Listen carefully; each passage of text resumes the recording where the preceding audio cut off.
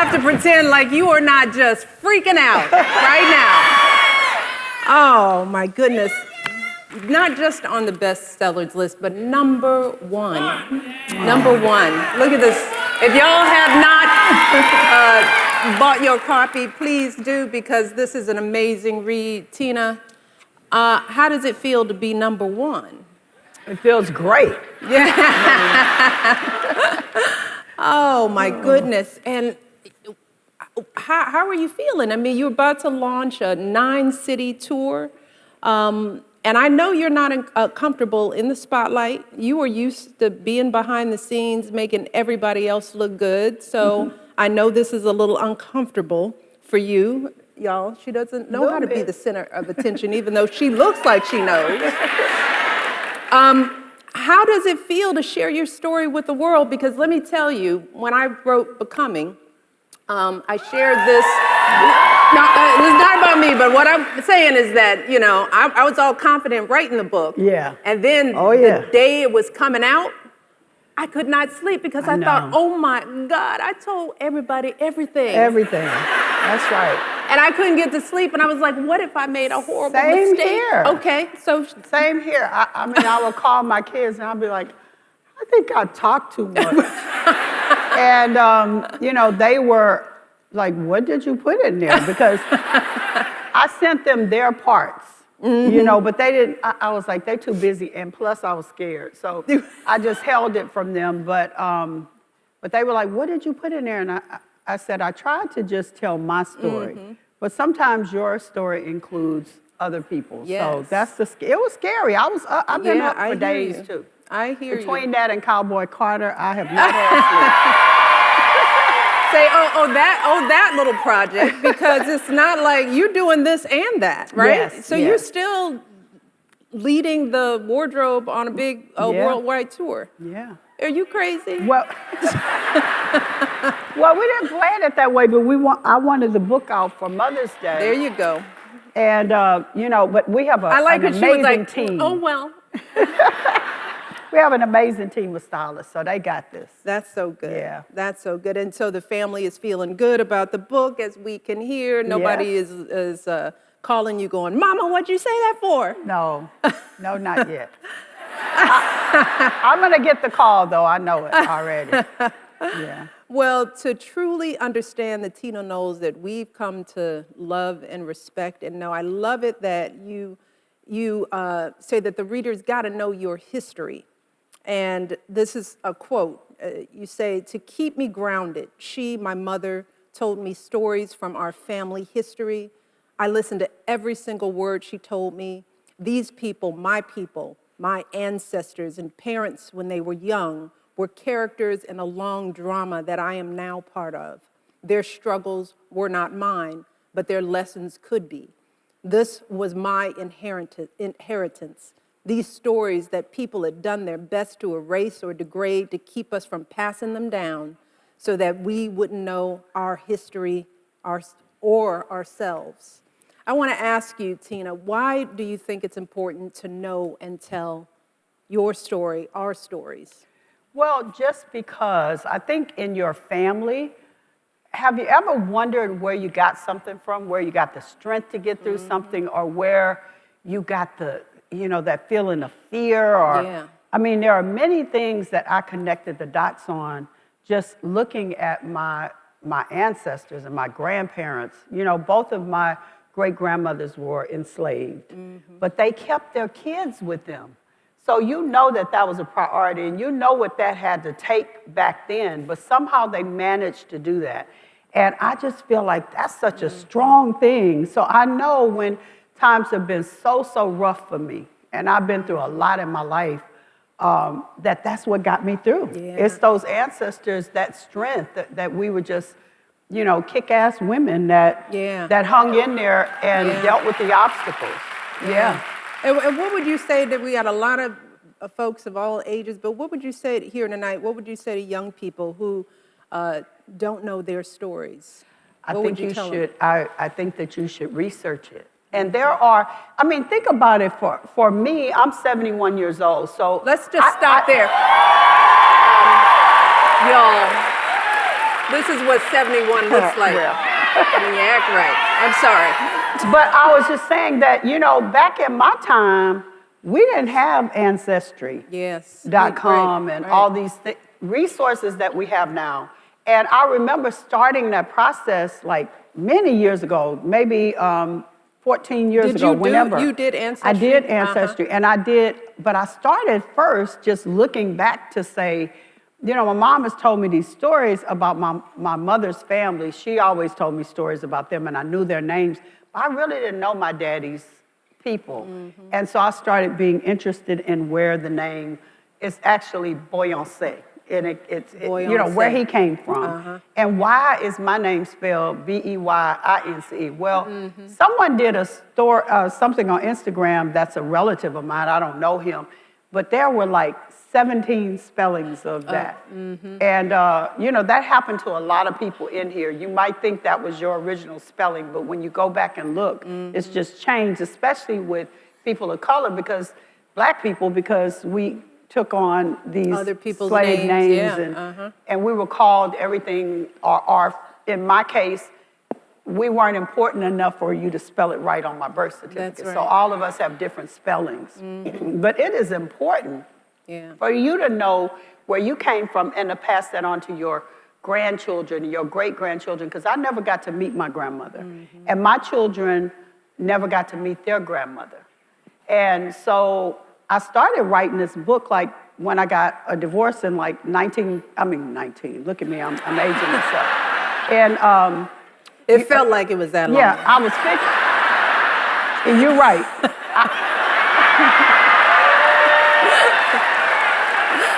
I was 59. Let me say that, because I don't know what year it was, but We'll get to that later. Yeah, I felt very disconnected. Yeah. I felt old at 59. Lord have mercy. This time it was 69. Can you imagine? But I just felt like started thinking about mortality, and I'm like, what if my grandchildren don't get to meet me? Yeah. What not my great-grandchildren? Yes. And how will they know? Because my mom's favorite thing was keep a word going. And that meant tell the stories and keep your messages, keep your stories going generations down. And in order to do that, I had to start writing it. So that's how I started just recording it. Yeah. And I was able to go back to that, when we started writing the book. So it doesn't take deep knowledge. It just takes, for you all out there, it is stories. That's all right. it is. It's the stuff you hear around the kitchen table. You want to retain that, write that down, especially in a time when they are trying to erase our history. Yes. So it is important to do what Ms. And I encourage doing. everybody, people ask me, what do you want people to leave with? And that is what I want you to leave with, that I never thought I'd publish a book, and you don't have to publish a book. Leave it for your great-grandchildren so that they can know your history and hear it from you, because your cousins will be like, oh, your mama, she was over there doing this and that and the other. Tell your own story. Tell your own story. Now, speaking of names, though, you didn't like your name. No. Tell us about you. Tell us Celestine. your real name, Celestine. You said they called you everything. Everything, and then I had a last name like Beyonce. That was a lot of name for a little kid in the 50s. We didn't have these cool, creative names. I wanted my name to be Linda Smith. Just Linda. Judy. You just wanted a Linda. Tina. So tell the story about how you finally did change your name. Well, my mama was in the hospital, and my brothers had to take me to register me for school. So I was like, please don't tell them my name is Celestine. Please. And they were like, we don't know what to do because they're going to look at your birth certificate. And I said, just don't give it to them. So we went in there, and we just said, our mama is in the hospital. We all look real sad. And we don't have the paperwork, but we promise we'll bring it back. But it's so important to my mama that we get my little sister in school. They didn't go along with it at first, but I was like begging, and my brother Larry, who was a softie, he helped me out. And I literally in 5th grade changed my name to Tina. By the time we brought the paperwork, it was too late. I was Tina Beyonce. You have so many amazing stories about your childhood. You will fall in love with the Galveston community that Miss Tina talks about. But you describe your childhood in Galveston, Texas. You say, this was abundance.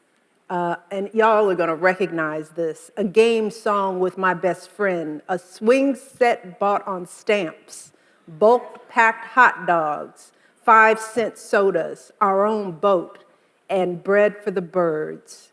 We shared what we had and felt like we had it to give. My family was on pennies, but we were living like millionaires. Yeah. Now, doesn't that describe a lot of our upbringing? You know, tell us about your neighborhood, about that big community of people that you grew up in, that family of cousins and uncles and nephews and all of that. Well, I grew up in this area that was a working class neighborhood, and everybody was poor. So I don't think we knew. And we had this backyard that they would say, oh, they have a huge backyard. And I went to that house with Beyonce, and she was like, Mama, this is the littlest backyard. But to us, it was huge, and we had a swing set, because my mama collected S&H green stamps. I don't know what that right, is. they're too young. The S&H stamps, you lick them, your tongue would get all sticky, but you get the books and buy things. I can't believe you all had enough to buy swing sets. Oh, you know all we why? could get was a toaster. Listen, my mama was serious, and then she would take all of us, and my sister had 8 children, and we would all go, and we would look so pitiful and say, do y'all want y'all stamps? And people were, that's how we get our Christmas presents, which was true, but people would just give us stamps, and we would just collect them, and we had ping pong sets, croquet sets. Like my mom, that was the playground for everyone. She figured out a way to do everything. But you said all the kids would come to your backyard, and your mother would, if you were gonna go, when you describe having your own boat, explain what that meant. Because it's the ferry, the free ferry. But my mama would say, y'all want to go on our boat today? And we'd be like, yeah. And then I was sharing in the book that when I became a teenager, that was part of the Tina game. Because I would take my boyfriends out there and sing to them and say, you want to go on my yacht? And they get there, and it was the free ferry, you know. But you always made room for everyone in the neighborhood, right? Yes, so you would gather everybody up. I love that. Talk about that, because I mean, I spent a lot of time in the early chapters of your book, because I feel like those stories, and I've known you, we've spent time together, but to really now get who you are, that sort of generosity of spirit, all of that who you are, it really happened under that pecan tree in that backyard. And I want, because it's also, when people see folks in the limelight, they make assumptions about where we're from and what we have. And I think it's important for people to really know the real Tina. Because y'all had to make it through some tough times. We did. We had to make it through some tough times, and it was so, my sister had 8 children. My mom had 7, but 5 at home. I remember my daddy getting what they call pennies, and that was unemployment, and it was $35. Now, think about a family with 7 people living in a 2-bedroom house and getting $35 a week. It was, it was some really tough times, but it was so much fun. Like, we just had so much fun, and we had so many kids around, and when you fought one, you had to fight everybody. So, we played in that tree, we had all these games, and we really didn't realize how poor we were until somebody told us, you know? Right. Yeah. Do you remember your first fight? Because I sure do. Oh, yeah. Because when you grow up in the neighborhood, at some point, you got to fight somebody just to be able to stay outside. It was a girl. Absolutely true. You know? And you had to stay outside because your mama put you outside. So go outside till it get ready to get dark, and then come back in, because there's no space. And this girl, Bedina, I used to fight. I mean, she was a... See there? She used to fight me. She used to beat the crap out of me. And my brother, I remember I broke my thumb and I had a cast on, and he said, "You got superpower. It's superpowers in that cast." And I went and hit Medina. I started a fight with her and just hit her. Because sometimes you got to do that. Right. With the Medinas of the world, sometimes you got to go jack her That's up. right. So I just To make walked sure up. you keep her thrown off, right? That's right. But then Mine was Dee Dee. Dee Dee? Yeah, I had to. So why did Dee Dee want? You Just know, didn't she was like you for always no messing reason. with me, I know right? the So it was feeling. one of those things, and I think I took her off guard because I just decided in my little soul, I'm gonna go beat Dee Dee up. That's right. So That's I the went way to do it. outside, and we were just playing jump rope, and then I was like, wah, wah, wah, wah. And see, you have the same story because you didn't even have a reason that day. You waiting for her to bully She you. gave me reasons many of the days. That's what I'm saying. So that day, you just catch them off guard. But I hit Medina, knocked Medina down, Yes. and then I said, "Oh, what did I do?" Then you felt I bad. ran home. No, I ran home. I was like, Medina is gonna beat the crap out of me. But Medina respected me after that. So I tell my grandchildren that story. Same thing. And their parents are like, "Don't be telling my kids to go fight. Like, you gotta protect Well, the yourself." lesson for the young people today is use your words, That's right. Use your words. but sometimes It's time. See, that's that double Capricorn energy up that's here. right. That's right, because we get it, right? We get it's like it. That's sometimes right. it's like you're not gonna have me hiding in my No. house, in my neighborhood. How did growing up in such a big family shape how you built and defined your family? Because, you know, we all know that you got a lot of kids and then a lot of kids, I got right? a lot of kids. And you were mothering so many people, but that comes from something. It comes from my mother, just mothering everybody. You know, they call my mama Teeny Mama. Teeny Mama, And I love that. my mom just Teeny adopted Mama. the whole So was neighborhood. it Teeny Mama or Teeny Mama? Teeny Mama. Yeah, it was Teeny Mama. Y'all get that? So, you know, she mothered people and she took people in, and so that's all I've known my whole life. And I know in my heart that we are born to families, but that other people, I mean, it might not be your blood mama, but you know, sometimes, Yes. but you can have a mama. Yes. And I just love mothering. Yeah. Mothering, it's my gift. I think God gave to me, so I Yeah. love it. Yeah. But I got it from my mama. And in this day and age when there are more and more people who say that they feel lonely, Yes. you know, especially with social media, we're still recovering from COVID. It just breaks my heart to know that there are folks out there. One of the reasons we started our podcast was to create a space for people to feel like they had some kind of kitchen table. Good. And I think that what, you know, Matriarch shows us is the power of building family wherever you are, you know, and it takes an active engagement. It takes intention, because Teeny Mama was intentional about Yes. keeping her doors open and inviting people in. And you've been incredibly intentional about keeping your kitchen table broad and open. Yes.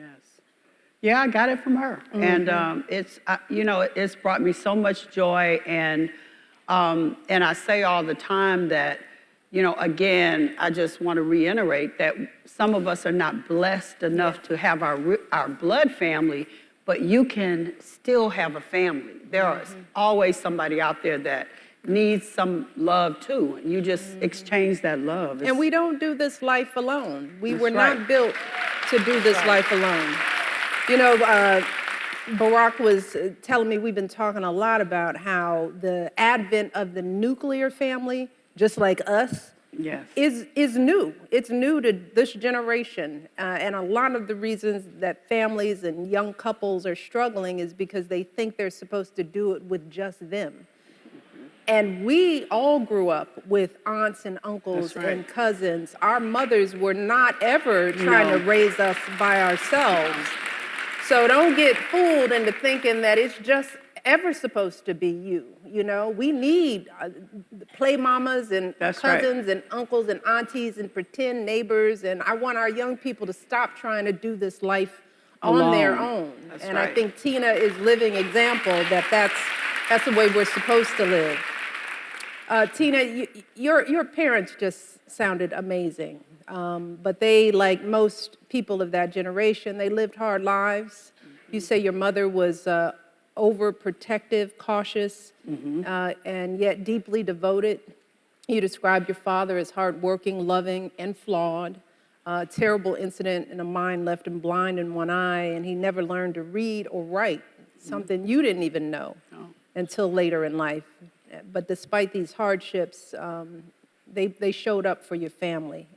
You want to talk a little bit about some of the lessons that you learned from your parents and some of the lessons you had to unlearn? Yeah, well, some of the, I want to talk about that too, because my mother was a wonderful woman, and she was a great mom, but she had a lot of fear. And she put that fear, tried to put it on me, but I was just too wild and stubborn to listen.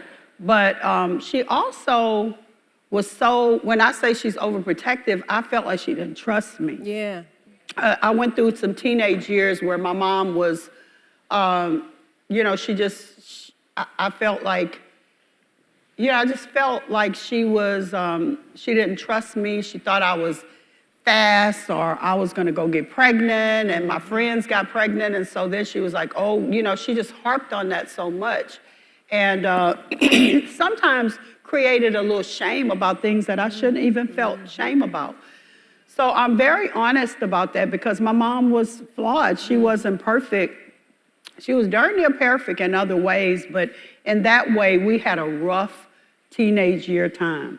Because I felt like, when you guys read the book, you'll see that there were times when I felt like she didn't trust me. And I have an older sister who's here tonight, Flo. I don't know where you are. Flo is here. Oh, yeah. But, huh? Yeah, where is Flo? Where are you, Flo?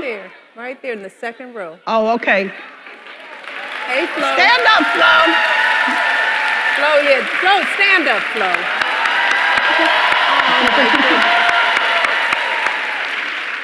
And she looked real sweet, but let me tell y'all.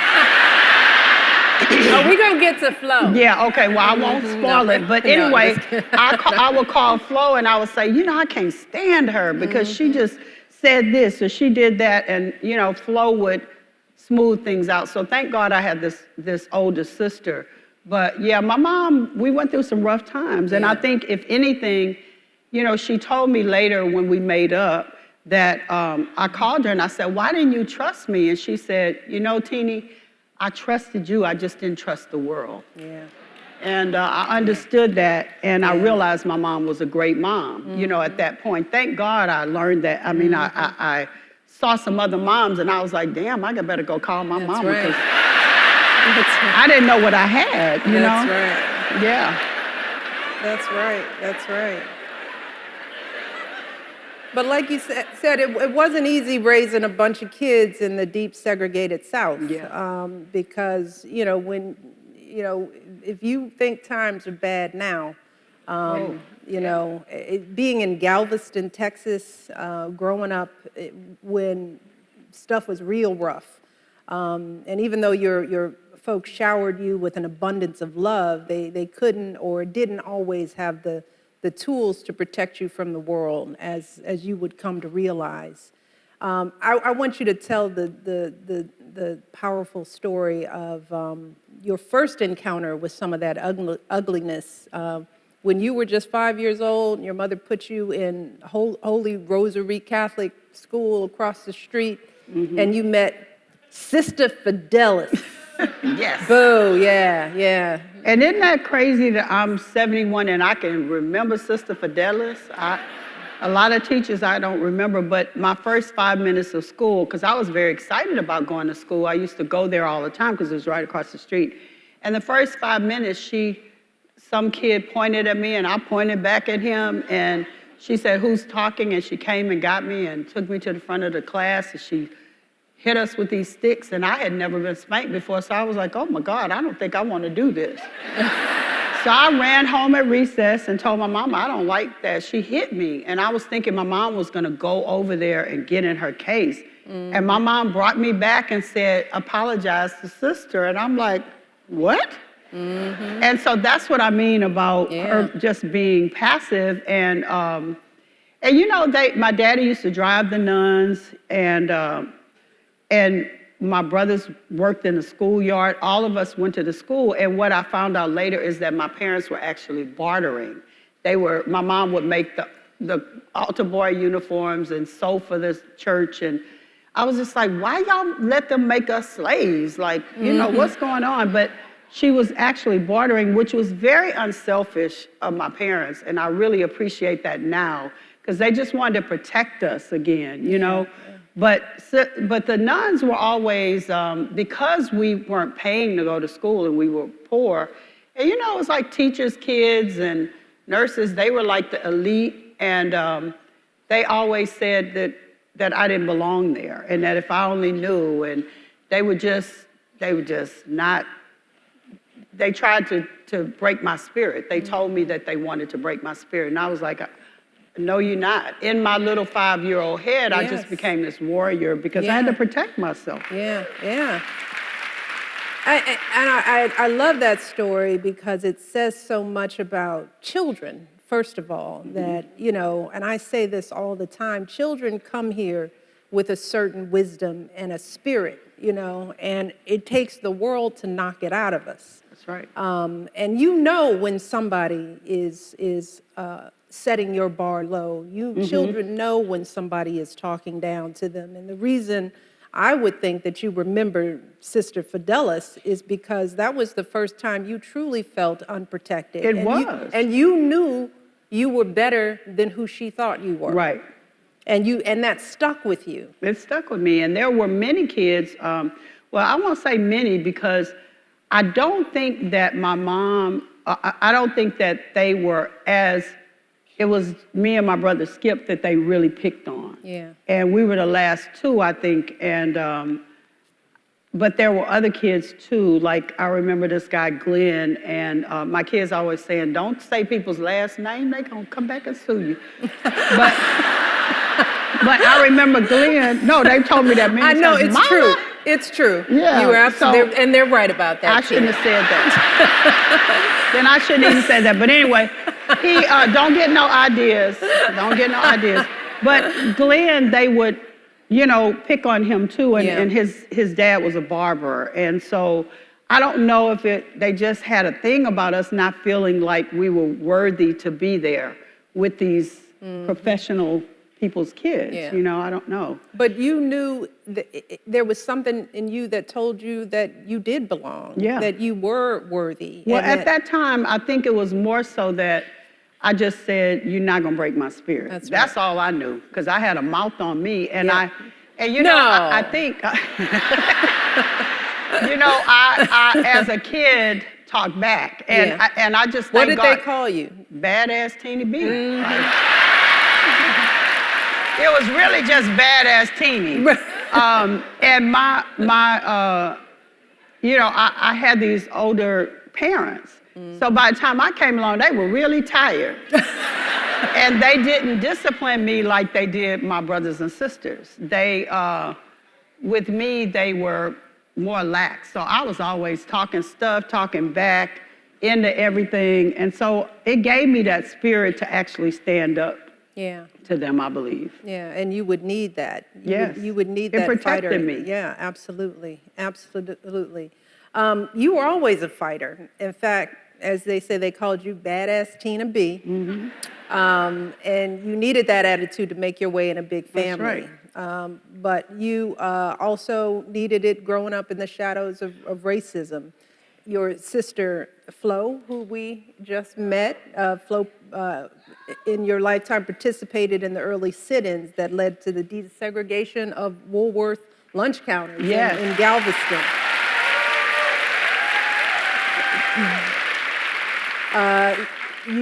Your parents had to deal with the constant targeting of your brothers by local police. So this constant fear of needing to protect you all was real. But then you grew up into the miniskirt wearing afro, midriff bearing, shaft loving teen.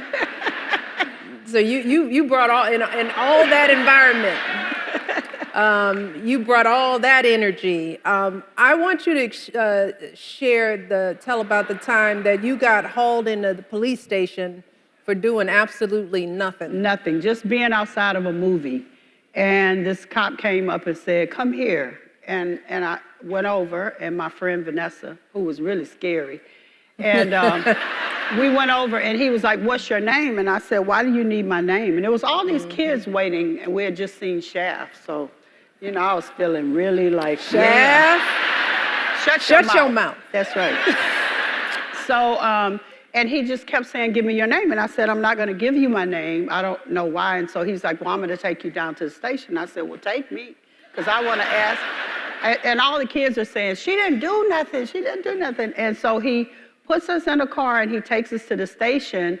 And his sergeant chewed him out. I could see him like, what are you doing? But he came out, and he said, officer, the officer is going to take you home and not on the corner where he found you. And I was like, the corner? We were in the front of the movies. We're high school students. And he said, oh, well, you know, y'all, you look like nice girls, but y'all shouldn't be out there on the streets. So he had told him this story. And when we left out, he like talked to us so crazy, because he said the officers are going to take you home and not take you, you know, leave you on the corner where he found you or whatever. And so when we were walking out, the guy says, is your brother's name Loomis Beyonce? And I said, oh, so he said, yeah, I'm the one that kicked his. And I said, well, from where I was, he kicked yours. So, you know, we had this big confrontation, and he actually called us some really bad names, and it was pretty bad. But that was just one of the incidences, because he actually wound up taking me to jail. Yeah, I went to jail, y'all. Which my granddaughter just said to me the other day. She said, you went to jail? And I was like, I didn't think about that when I put that in the book. But just riding motorcycles and racing with my brother Butch, he had a bunch of kids out on the beach, and we were racing, and this guy came up, and he took me to jail, and he rode me through the park, where if you come to Galveston, there's a park called Menard Park. And black people would just line up in their Sunday best and be out on the beach, and we would just walk, you know, people would walk through showing off their outfits. You wash your car and drive through. It was like a parade, you know, it's a little small town. And DMV, y'all know about that. Yeah, y'all know. There's a whole bunch of places. So he drove me through that. So somebody saw me in the car, and they were like, Tina, Beyonce in the police car. And I'm like, oh, Lord. No. And they took me to jail and did a cavity search. And I talk about that in the book, and it was the most humiliating, traumatizing thing to me, to be like, I think at the time I was like maybe 18.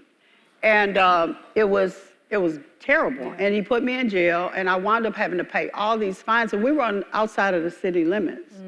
But this guy was just like a nightmare to us, because he just was after your harassed family. my family. Yeah. Everyone.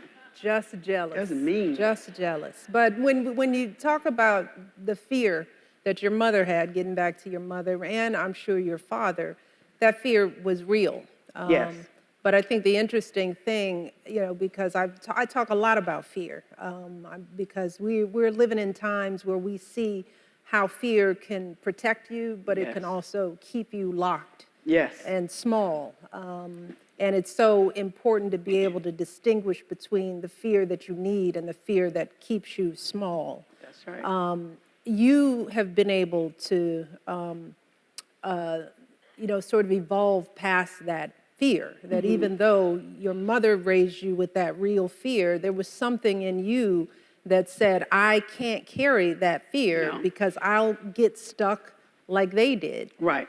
And that's important for young people to understand. How do you redefine yourself in an environment that is justifiably based in real fear? Well, I think that was justifiably based in fear, and it was real. But I think that when I was a teenager, I think well, I just think to survive, that you're living in it. You don't have a choice about it. So you just don't let yourself dwell on it. Yeah. But I think that my mother's fears of things gave me a fearlessness because I didn't want to be that way. Yeah. And I wanted to, if somebody was, messing with my kids, then I become a beast. I'm going to fight. And when somebody's trying to control me, I'm going to fight. Yes. But I got that from, from just not wanting to be fearful. But what I do understand is that my mama was still behind the scenes. She was protecting us in her way. I just didn't see it when I was young. I was like, she didn't protect me. But she did the best she could do with all the fear that she had because of the things she had been through. Yeah. How could I expect her to be fearless? Yeah. You say something that when I think of my mom, who you guys know, passed a year ago, but I write about her in The Light, and she was very determined to not parent the way her parents parented her. Yeah. And I think that that's, and I knew all my grandparents, but I also knew their weaknesses. They believed in things that kids should be seen and not heard, that, the old-fashioned kind of stuff like that. And the thing I always say about my mother's parenting brilliance was that a lot of times we just emulate what we see, but Tina, you're an example that you can change, you can be from one place, be taught a set of things, but you don't have to be of it if it doesn't serve you. Right. And so when you approached becoming a mother, because I want to talk a little bit about mothering, you made a concerted effort to be a very different mother. Yes. Can you talk about that? The things that, I took the good from my mom, which was so many great things, but I also learned from the things that I felt like she didn't do such a great job on, and that was to protect my children. I think, I would speak up. I would fight with people. I remember traveling with them, especially the business that they went into, entertainment. It was very scary for me. And I remember having to go and fight with light people, fight with, the music people. And here I was, this country woman from Texas with this big hair and this thick accent. And people didn't really respect me because they were like, who is she to come in here and start telling us about light? And I'd say, well, I don't know about light, but I do know that they look gray and they some black girls and you better get that blue light off of me. And I wouldn't leave until I wasn't aggressive, I wasn't loud, I would just stand there and they say, okay, well, can you move? No, when you change the light, I can move. And I protected them. I didn't let people, do certain things around them. They couldn't smoke weed in the studio around them. They couldn't curse. Can you imagine my country self in there telling these producers, I'm sorry, but can y'all not smoke in here? And I remember just having to be a little gangster sometimes, I remember one time we were in one of the first things that we went to in Florida, and there was this group, and I'm not gonna say their name, but they were behind us, and they said, oh, I'm gonna go take a picture with these, and called the girls, and they were like 16, 17, and they said it one time, and I was like, Tina, shut up. So you could feel yourself, I right? could feel myself, so I turned around, and they said it again, and I said, I don't see your mama out here. Ooh. No, but let me tell you, the record... What was that girl's name you had to jack? What was her name again? Medina. Like, I'm gonna Medina you up in here. So the record people came and they were like, oh my God, Miss Tina, you cannot do that. We gotta get you to the car. And they told me the name of the group and they were like, they will shoot you. And I was like, well, they're gonna have to shoot me because they can't talk to my girls like that. And so I did a lot of things out of just being naive, because that just came out of my mouth. You have raised, the other thing about your mothering that was interesting to read about, that people don't maybe not know, your girls are like night and day. Yeah, they're very different. Two different people. And, you know, I always say about mothering, you know, you have your first child and they turn out, they're so sweet and they sleep through the night. And you start thinking, I'm such a good mother and I know what I'm doing. And then the second one shows up and you're like, oh no. What did I do? Can you talk about how you approached sort of seeing both of your daughters for who they were? Yeah, I think, you know, one of the things is just that when somebody asks me what's the best advice I can give to them, it is always that if you have more than one child, to see that child for who they are, to try to find out what, you know, what makes their clock tick or whatever, what excites them, what are their best qualities, and not compare. You know, when you grow up, that was another thing that I think my mother, she liked her boys. Oh. She liked her boys. My mother, I tell people, Craig. Yeah. I was like, what do I have to do, lady? I know, that's right. I'm the first lady of the United States. That's right. She's like, you live in the White House. She's like, but Craig's wine is so good. And I was like, oh, lady, please. I'm so glad to hear. I remember this is why we are the way we are. That's right. Oh, my. But my mom, my brother Larry, that was just her heart and soul. So she'd be like, can you go in there and fix Larry's bed? And I'm like, no. Fix his Larry bed? can fix his own bed. There you go. know, but I think I learned from that too, because I feel like you can't, you know, you love your kids the same. And then there are qualities about one that you like better maybe than the other. But it's so important to make them feel just as important.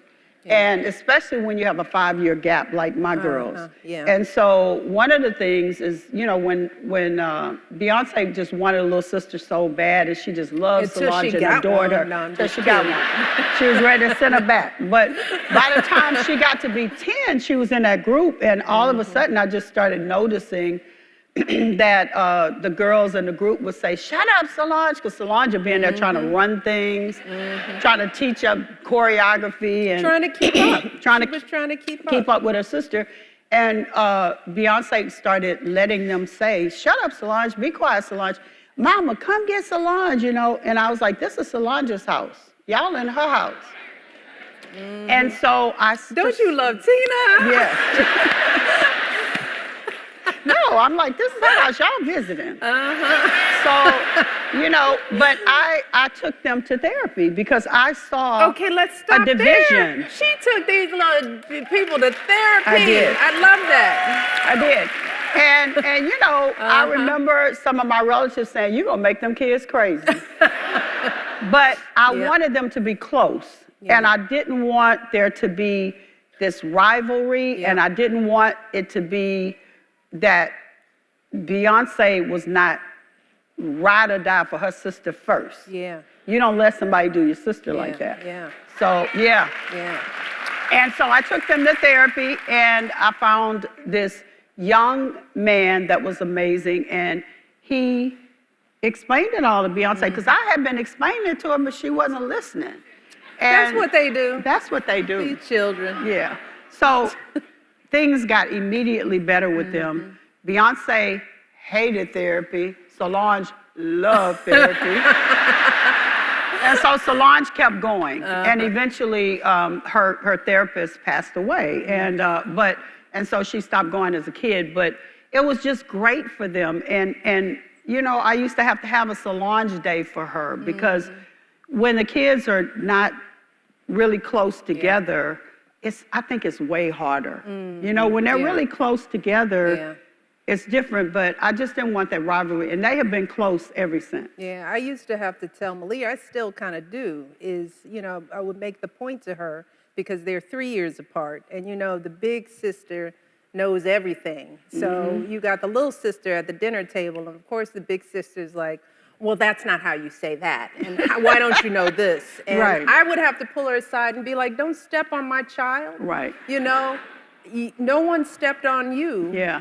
When you were her age and you sat at the table, not knowing anything, me and your father were like, oh, every word you utter is so brilliant. And now exactly. here you come, you know, making your little sister feel like you're not realizing that you're 3 years older, you know. So and they look up to them so much that is very hurtful to the younger kid, you know, and a blow to their self-esteem. But I'm the same way about not making comparisons. We got to the point at our dinner table where we just didn't talk about school at all. You know, it'd be like, you know, okay, you passed. I didn't want to hear about grades. I didn't want to get into that. Because that's how the comparisons come. Exactly, because I didn't know what kind of student Sasha would be. You know, so to this day, Malia still feels like I don't give her enough credit, but she does. They are both so brilliant. I had lunch with them, and I was just like, whoa. I mean, so confident and smart and talented. Well, see, the thing is, when we get together, it's like, we don't talk, because you didn't tell me you were writing a book the last time we had lunch, because we were so busy talking to these girls who all talk so much. They do, but it was just fascinating to hear them because those girls are, I don't know what y'all on for, but, okay. One of our many. Yeah, you know, they were so smart and they just grew up so fast, I guess because I wasn't around them all the time, and I remember when they were little. Everybody feels that way. But you know what I remember is how they are so patient and, well, I don't know about Malia. No, and I only say that because I've had, more. But I don't mean it like that. I had more experience. Yeah. But I remember keeping those kids. And how patient she was with the kids. And they're wonderful girls. Yeah. But the thing I like about your mothering is, and my kids say that this is the phrase they hate for me to say, I'm not one of your little friends. I know that's right. We talked about that. Yeah. I love that. I don't want to be your, I don't want to be your little friends. We can be friends later in life. And so many people are trying to be their kids' friends, and they think that makes you closer. Cool, But let me tell you, I was not my children's friend. I love them deeply. There was respect, and for those of you who are trying to be friends with your kids, our kids love us just as much as adults. In fact, the relationship, I think, is even closer because now they've earned my friendship. Right, exactly. And now you can be friends, Now we can be friends. Now maybe you know something. Right. One thing I wanted to touch on before we move on, too, is just mothering in the age of social media and this whole quest for fame and likes and being out there. And as a mother who's had to mother people through fame, can you talk a bit about the misperceptions of people who are chasing fame and how hard it is? And whether they're thinking about what they're chasing? Because it's not all fun and games. And the other thing it sets you up for is for people to lie on you and create their own narrative about your life. I have to see it every day on social media. My girls didn't want me on social media for that reason. Tina be acting up on social media. I get in trouble all the time. I read something and it just makes me so angry and my fingers just start twitching, and I can't control them. You gotta get your thumbs. And that's right. I'm gonna Yeah, it's true. But it's something to want fame, and that's the one thing with young people. They don't, the lights and the glitz. It's not all good, but there's a lot of sacrifice and a lot of loss. You wind up, your kids and people who have to grow up really fast. And privacy is over. It's over. And the ability to protect your kids is nothing worse than somebody lying on your kids and saying all this horrible, crazy stuff about them. and there's nothing you could do because as a, a private citizen, you get to go on a rant on Instagram and clap back. But for me, it makes the news. And then I get the phone call.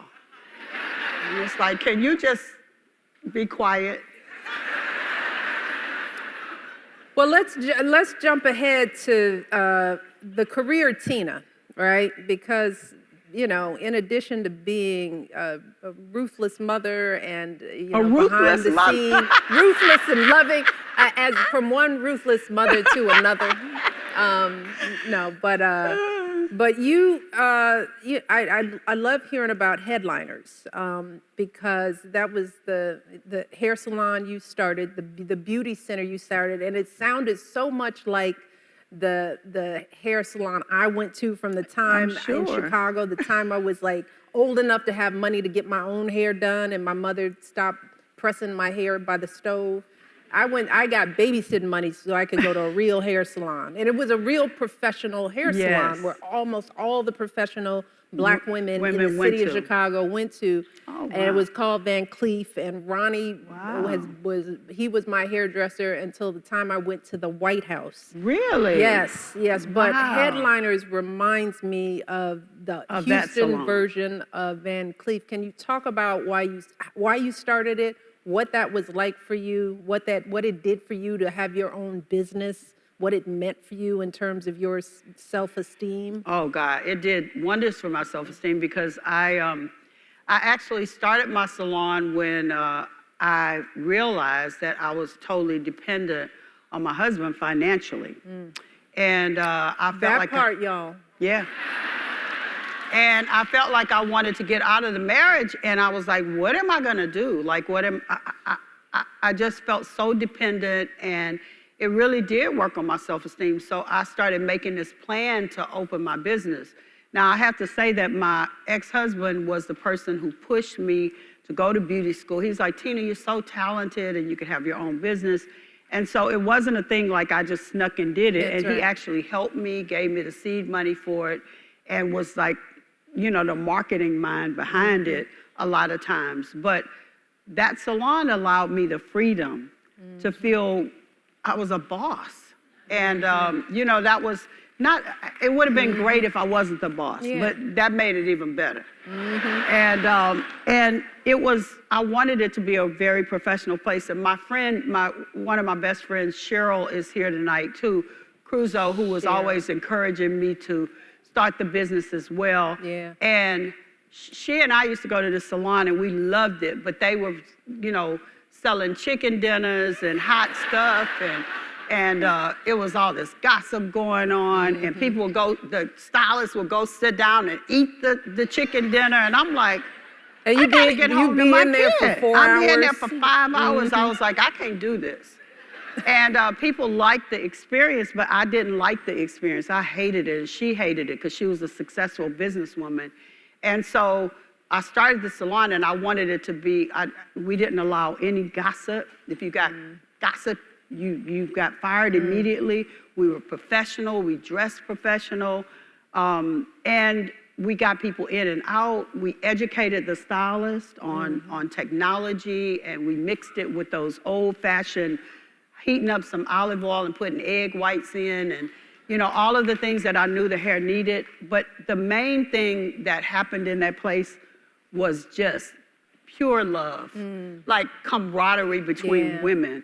Because when you provide a space that is positive without that negativity, it flourishes and people love it and women flourish. So it was more than a salon. It was, it was a place of healing.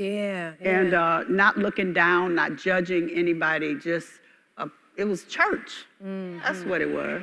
We know about that. I mean, how many people here where your hair salon is like your favorite place to be? Where all I know. And so you provided that space, but I love the way you talk about the need to get your independence because your marriage wasn't always what it should have been. Can you talk a bit about that first marriage? Because I love the way you talk about Matthew. I mean, you are not together. Right. There was a long breakup. It's a long. It's a long. I was just Way like, too I'm long. reading like Tina. Yeah, you're like, oh again? no, he's back. Yes, he's back. He's back. Many times. That's what Oprah said. She was like, girl. I was like, again?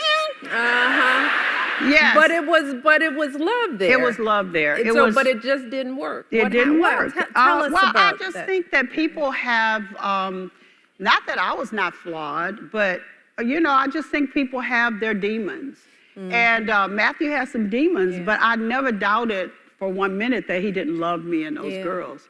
And that he didn't take care of me. He protected me. And I think in my life, when I look back on it, I realized that I stayed so long because he protected me, and I didn't have that protection so much when I was coming up. I didn't feel protected. I didn't feel fought for. Yeah. Oh, they're seeing the picture. Oh, okay. I know. I'm like, is that funny?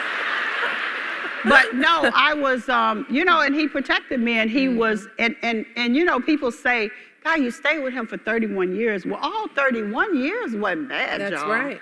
It was a lot of really great times, and we built things together, and we were very dedicated parents, and so we had a lot of good things too. And I don't have anything bad to say about him. I mean, I don't. Yeah. I've forgiven him, and he's forgiven me for sometimes, because I'm badass Teeny Beef, so I'm not trying to act like I was an angel. I wasn't an angel.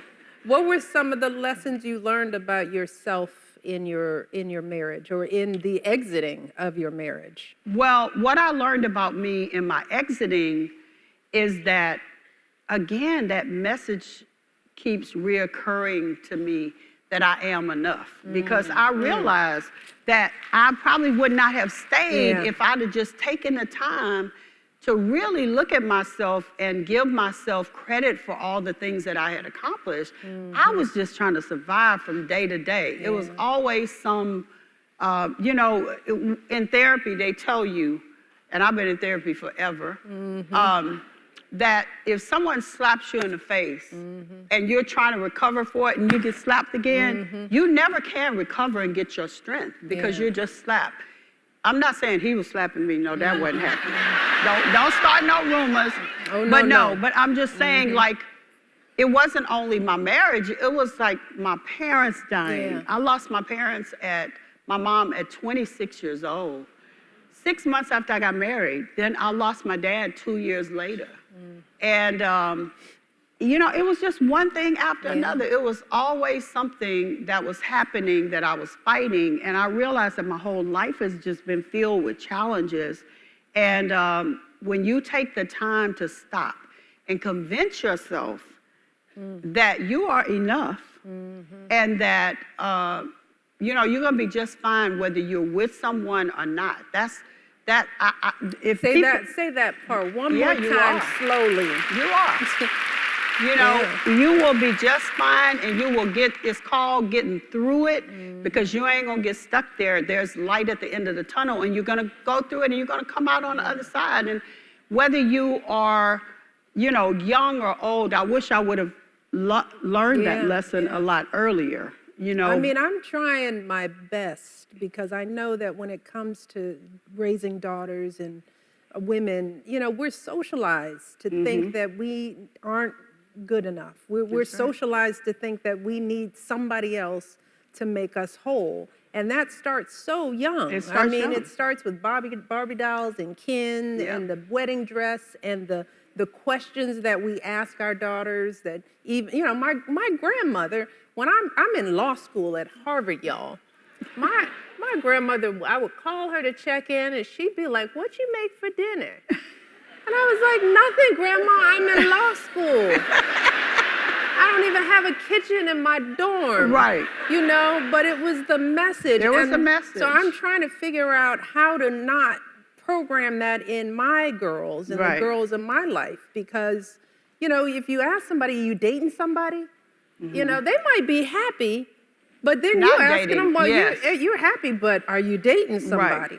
And then they're dating somebody, and then it's like, oh, you're dating somebody when you get married. Right. And then it's on When you're gonna have a baby, and on. and when So you're gonna have a baby. And that's not for everyone. It's not for everyone. Mm-hmm. It's true. So what would you tell young people out there about marriage and how they should think about it? Well, I think that marriage is wonderful, and I hope that it is in everyone's future, because I think it's a beautiful way to build a life together.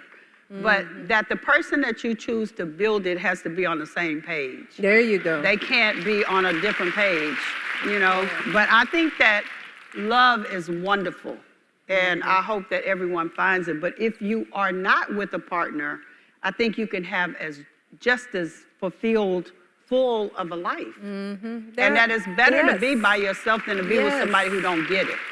Yes. Yeah, or that's not so excited when you walk into the room. Yes. That they understand that you are a prize, you know? I want to talk a bit about Uncle Johnny, because, you know, through it all, right? Because you were managing a salon, 2 creative girls who had careers skyrocketing, trying to travel, trying to keep a marriage together. And it sounded like Johnny was a huge part of helping you keep your life together. You want to talk a bit about? Yeah, well, Johnny was, you know, by the time the girls got going really well, he was really sick. Yeah. But just in my life, since I was born, that was the person that I trusted more than anybody in the world, that I felt like never judged me. Yeah. And didn't judge anybody else. And that was just the most creative, free person. Because think about being born in that time. Yes. If I was born in 54, he was born in, 1950. And he knew he was gay from probably 3 or 4 years old, and how hard it was. But Johnny was my light. You know, my mama used to say, when Johnny fought, you got to be there to catch it. And it was true, because I just was there. You know, he every day he was my best friend, and I could just be really, really free with him. Yeah, he was amazing. He could cook. He could sew better than anybody. He was the sharpest. He would make these beautiful clothes. And he would be genuinely himself in the front of anybody, you know, and not hide any part of him. I was so in awe of that, you know, how free he was. Yes, yeah. And he, you know, he came to work for me at the house, and, you know, even that gave me so much freedom, because I knew that he was taking such good care of my girls, and they loved him. They adored him. He's the reason why, you know, there is a renaissance. And he's a big reason why that I was able to do those costumes and all of that. He affected my life more than anybody else in my life. You have spent your life taking care of everybody else. You're doing it to this day. I mean, in the midst of your book tour, your mind, I know, is back there. And, you know, I can see your brain working up here. And sometimes that can take a toll. And for you, at one point, you know, you weren't focusing on your health. Yeah. And you share in the book that you almost missed a life-changing diagnosis. Yes. Do you want to talk a bit about that? Yeah, just, and you know, I have 2 endings to the book, and if you guys, when you read the book, you'll see that it's like an ending of the book, and then I go back and talk about my cancer journey. And the reason why I did that is because in 2022, I made my mammogram appointment, and right before it was to happen, COVID came. And they called me and told me, you know, we're not doing them in person, but we'll call you when we start again. So in my mind, I just got so busy with everything else that I did not go in 23. When it came back, you know, around that time, I thought I had gone in 22, and then 24 came, and I was like, I got to go have my mammogram. I got to get all of my health things. So I did them, and they actually found like some spot on my cervix. And so I went back and had that biopsy, and it was fine. So I was like, I'm fine. I don't need to rush to have the mammogram. But I waited and waited. It was like 5 or 6 months before I went back, not the mammogram, but the biopsy. Yes. And then when I went and they said, oh, you have cancer, I was like, not me. Like, it was so shocking to me. And even though it was early stages, I flew to Houston to tell my sister, Flo, and I said, well, I have the first, I have the lowest stage. I have stage 1. And she said, no, actually, it's a stage 0. And it just hit me that I could have got this at stage 0. Yeah. And I am so blessed because they still got it very early, and I didn't have to go to radiation or chemotherapy. Thank you, Jesus. But the point is that I could have kept going and not going. And it could have been stage 4 by the time I went.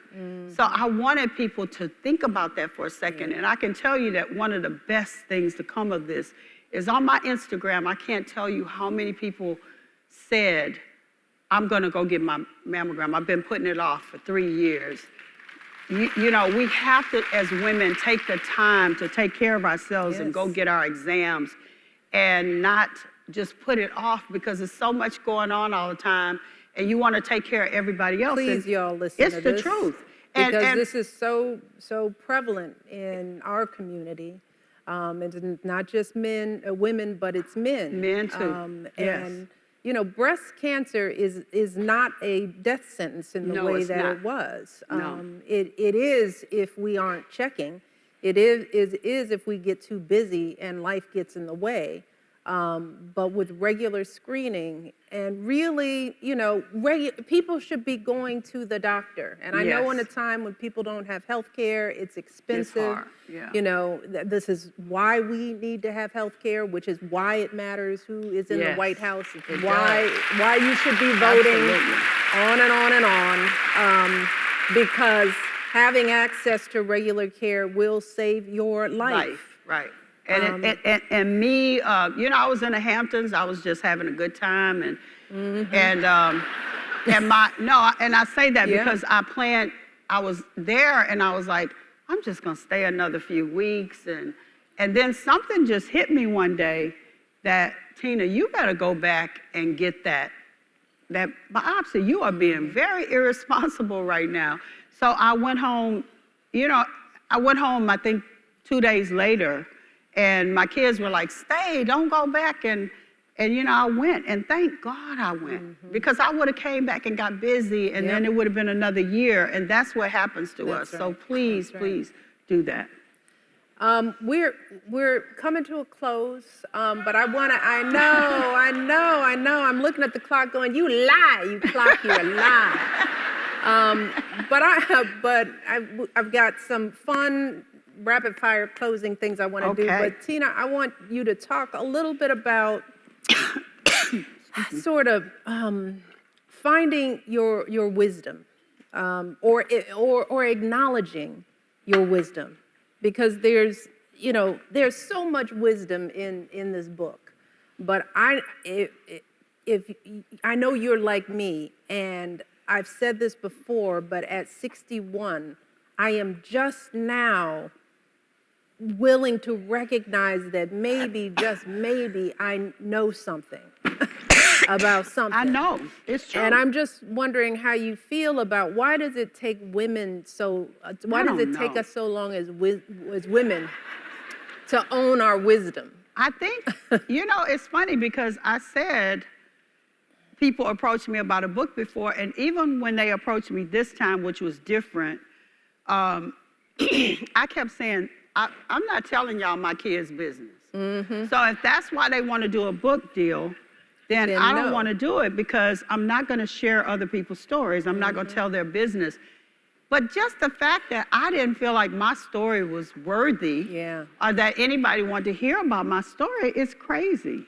And I had to, go in. And when I first talked to them, I was like, I'll do a book on behind the scene things that happened, but I'm not going to do a memoir. And the Kevin O'Leary is somewhere in the audience too, and I would love for him to stand up. He is my collaborator. And when you write a book, your collaborator is so important because he's the person that went and found all this history on Weeks Island and Galveston, and you know, he taught me some things and he fact checks things because, you know, in your brain, I'm like, oh, well, that was 19 so-and-so, and he's like, no, that didn't happen then. Really? Because he's fact checking. And then you argue with him like, no, I don't know. But in talking to him at first, he was the one that encouraged me to just be more open. He's like, Miss Tina, people would love to hear about that. And I was like, you think so? And he's like, yes. And we, you know, this book was 1,000 pages. We had to take 500 pages out. Can you imagine? So it's so many more stories. And part two. We got part two. But Are the publishers in the house?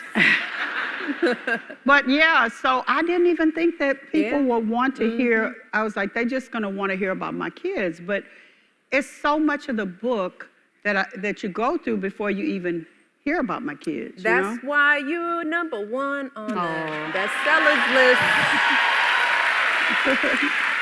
Well, I'm grateful that you have shared your story with us. But before we close, let's do something fun. Okay, I would love that. We're going to have some fun in the spirit of the IMO podcast. We are going to do a special, in my opinion, rapid fire segment. I'm going to call out a few prompts, and I want you to tell all of us the first things that come to mind. Okay. The ultimate style icon is? Oh, God, it's too many to, I mean, I have so many style icons back from the 40s, you know, just, I don't know, Diana Ross. Well, I think that's a good one. Yeah. I don't know, like. Okay. I don't know. That's too many. Diana Ross, Cher. I take those. I think those are good. I think a good date must include good music. Oh. Yeah. Some dancing. Do you have a song that just gets you like, You know, my favorite song is For the Love of You. By the Isleys. Oh, that's just the best. Oh, yes. The best soul food dish is? Well, it's not your IMO. Just soul food, some good old cabbage and mac and cheese and greens, You know, this is like true. There is no soul food dish. Soul food is an experience. It is an experience. It's many dishes. Yes, right? it's love. All right, the best show on TV right now is? Oh, God, the best. I know, that's hard. Do you even have time to watch TV these days? Not a lot. I have to be honest. I haven't watched it a lot. But I love Sisters. Oh, yeah. I love Sisters because it is just, it's some real stuff on there. Tyler just gets it, you know? Tyler tends to do that. He does that. Yeah. It's real. And, you know, people can talk all that stuff, but I'm like, I know somebody just like every one of those girls. The best movie ever made. Ooh, the best. Coolie High. Oh, yes, Tina. You know, when he gets beat up and up under the L. Don't you cry? I cry every time. Still. I'm like, I've seen this 75 times, but I still cry. Do the young people even know what we're talking about? No. Listen, you have to give up your black card if you haven't seen Coolie High. Hand it over, put it on the stage, your black card, and the 5 heartbeats. Right. Okay, a green flag in dating that's often overlooked. A green flag. Oh, God, a green flag. I think just someone being, for me, being a gentleman. Yeah. Just being kind. Yeah, just being straight kind. up kind. Forget how much you make, just be kind. Right, exactly. One thing that's changing in your life right now for the better is I am really feeling myself right now. Woo! Feeling myself. Woo! I like that. An underrated beauty hack. Probably this ice thing. Have y'all tried the ice? Will you put your face in the Yes, ice? put your face in the ice, or either get an ice cube. Blue taught me this. Okay. You take an ice cube, It's the babies. and it They know all tightens the up hacks. they get all the hacks Yeah, off they of do. YouTube. So how But- long do you have to put the ice on your face? Well, you can take an ice cube. Well, actually, Jules taught me that. He was like, Grandma, you don't have to put your face in it, Okay. because that's really hard, but just use Just the ice rub it. cube, and it kind of lifts up stuff. You know, at my Okay. age, you got to try everything. I'm gonna. First of all, Tina, you are beautiful. Aw. You have not aged one iota. Aw. I mean, you are looking so good. So Thank you. tell us as we close, what does it truly mean to be a patriarch? To be a patriarch? To be a patriarch. Oh, I think to love unconditionally your Yes. children, your grandchildren, the people that you have in your life, and to be respectful and just, you know, a father figure to people, that is not all about being about yourself, like an unselfishness. Yeah. That's what I mean, you know, handling things. Handling things. And Tina Knowles is handling some things, y'all. I just want to say thank you for inviting me to Please. open your book tour.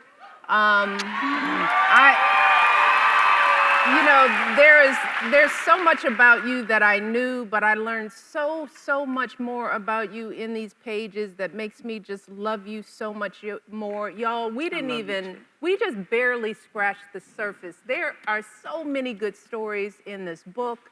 There's so much wisdom that you spit out, and with this level of humor and honesty, you will be cracking up, you will be crying, you will feel renewed, and you will walk away learning something, which is what IMO is all about. Thank you. Thank you for your honesty, your candor. And I'll see you on tour, right? Yes. I see you out there. I love you, everyone. Everyone, big hand for Tina Knowles.